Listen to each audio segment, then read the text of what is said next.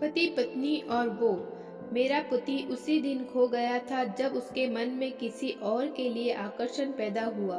अब तुम सिर्फ एक परितक्य हो, कहकर नेहा सोमू को लेकर अपने कमरे में चली गई। ऑफिस से लौटकर दीपक रोज की तरह सोफे में धंसा चुपचाप बैठा था। नेहा पानी लेकर आई और उसे इस तरह बैठा देखकर बगल में बैठते हुए सौम्यता से बोली, दीपक क्या बात है, कुछ दिनों से परेशान दिख रहे हैं आप।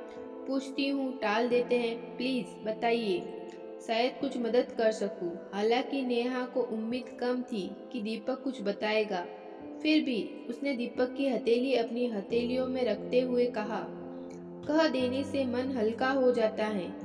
इस बार दीपक ने नेहा की ओर देखा, गहरी सांस ली और हल्के से बोला, तुम कहती हो कि तुम मेरी खुशी के लिए कुछ भी कर सकती हो।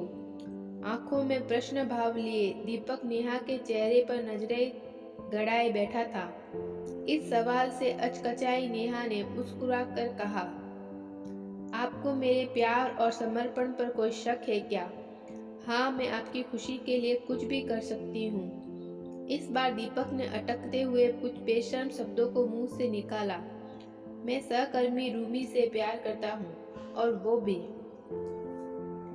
हम दोनों शादी करना चाहते हैं, तुम समझ रही हो ना?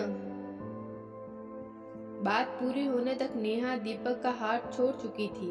आंखें डबडबा रही थी और रक्तचाप गिरने की वजह से शरीर कांप रहा था। वो उठी और अपने कमरे में बंद हो गई। ये क्या हुआ? आखिर क्यों इतना प्रेम और समर्पण, फिर भी ऐसी नियति? ये वही दीपक है जो उसके जॉब करने की बात पर बोला था कि तुम्हें मर्दों के साथ रहने का ज्यादा शौक है क्या?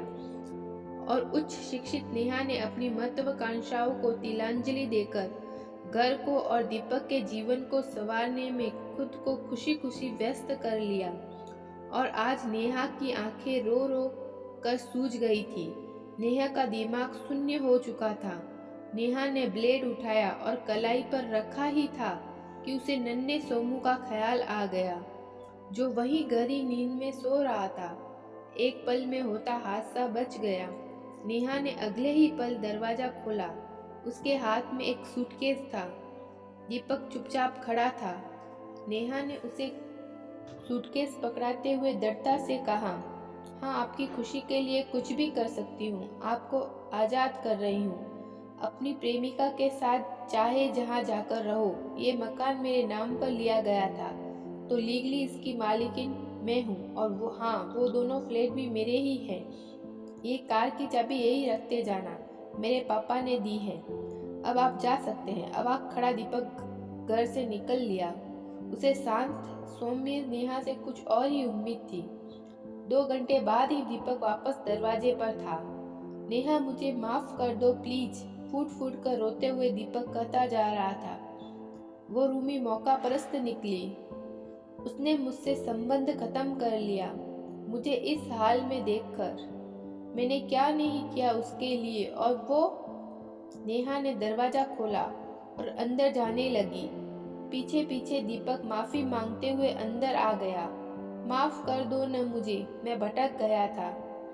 मौका परस्त तो तुम भी हो दीपक, पर मैं तुम्हारे जैसी नहीं हूँ। तुम इस घर में मेरे साथ तो रहोगे, पर अब मेरा प्यार, समर्पण और भावनाएं तुम्हें नहीं मिलेगी। तुम अब मेरे पति नहीं हो।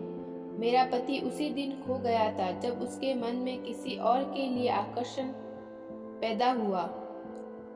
अब तुम सिर्फ एक परितक्य हो, कहकर नेहा सोमू को लेकर अपने कमरे में चली गई।